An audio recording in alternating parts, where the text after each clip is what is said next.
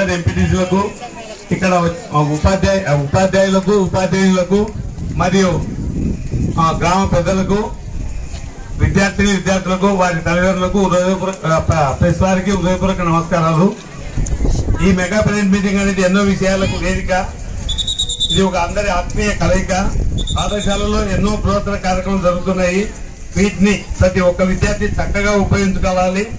గతంలోని కార్యక్రమాలకు ఇప్పటి కార్యక్రమాలకు ఎంతో తేడా ఉంది. పాఠశాల చక్కటి వాతావరణం కలిగి ఉన్నది కాబట్టి అన్ని సౌకర్యాలు విద్యార్థులు ఉపయోగించుకొని మన రంగాపురం గ్రామానికి, మన రాష్ట్రానికి, దేశానికి మంచి పేరు తేవాలని కోరుకుంటున్నాను.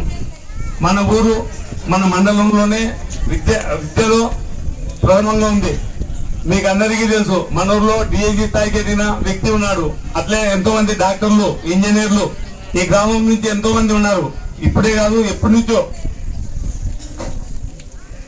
స్వామి వివేకానంద చెప్పినట్లు దేశ భవిష్యత్తు అనేది పాఠశాల గదుల్లోనే ఉందని అన్నాడు.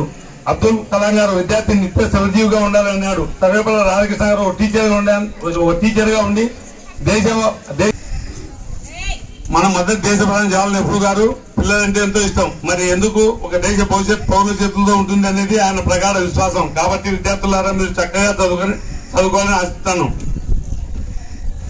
మరొక విషయం, 10వ తరగతిలో జిల్లాలో ఫస్ట్గా ఉండాలని 100% రిజల్ట్ రావాలని కోరుకుంటూ నాకు ఈ అవకాశం ఇచ్చే ప్రజలందరికీ హృదయపూర్వక నమస్కారాలు.